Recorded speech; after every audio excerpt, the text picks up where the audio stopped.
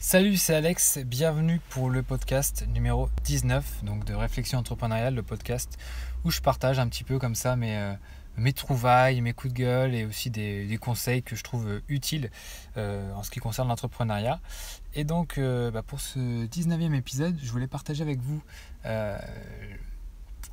je voulais rebondir en fait sur une vidéo que je viens de visionner de mon pote Stanislas Leloup de la chaîne Marketing Mania. Je vous invite d'ailleurs à y faire un tour.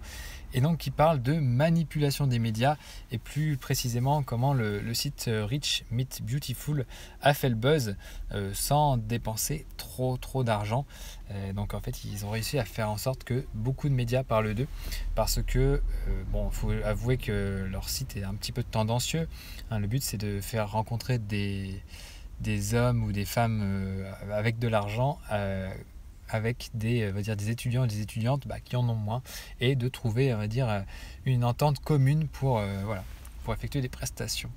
Donc c'est vrai que c'est vachement tendancieux comme truc, mais comment faire en sorte que tous les médias parlent de ce site? Bien, parce qu'ils vont naturellement pas parler de ça avec un article classique, comme on pourrait voir un reportage sur une entreprise plus banale. Et donc en fait ils ont eu l'idée de mettre une remorque dans Paris avec un panneau d'affichage qui est une grosse pub pour eux. Et ils ont tourné comme ça un petit peu dans la rue, puis se sont stationnés à divers endroits. Et en fait, ça fait le gros buzz parce que y a les élus de la ville de Paris qui ont réagi sur les réseaux sociaux. Bien sûr, il y a tous les gens.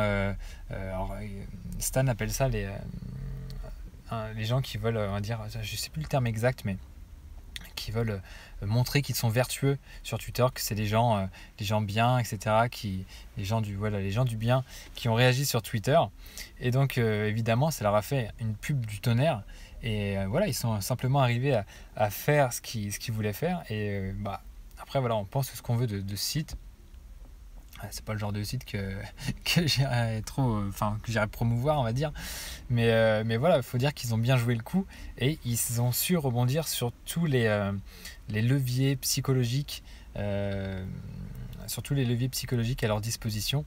Ils savent qu'il y a des gens qui sont très réactifs, beaucoup d'associations féministes, étudiantes, etc. Ils sont vraiment au taquet pour rebondir sur ce genre de choses. Et au final, ils font de la pub gratuite sans vraiment s'en rendre compte.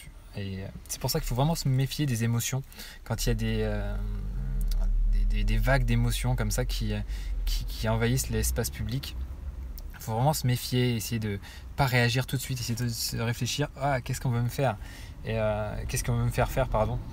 Et du coup je trouvais ça intéressant d'en parler dans ce podcast. Donc je vous encourage vraiment à aller voir cette vidéo parce que surtout à la fin Stanislas donne même des conseils sur comment ce site pourrait encore optimiser cet effet et pour orchestrer un petit peu des opérations pas très claires non plus, mais qui ont le mérite d'obtenir des résultats et de titiller les gens qui sont titillables.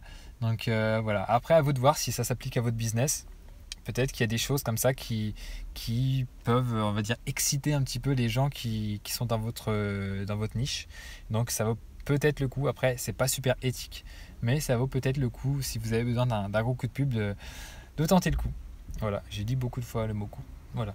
Mais en tout cas, c'était un petit podcast rapide. Allez voir la vidéo de Stan, abonnez-vous aussi à sa chaîne. Et sur ce, je vous dis à très bientôt pour un nouvel épisode. Et puis le prochain épisode, ça sera l'épisode 20, donc ça va commencer à faire. Donc abonnez-vous à la chaîne et je vous dis à très bientôt. Ciao.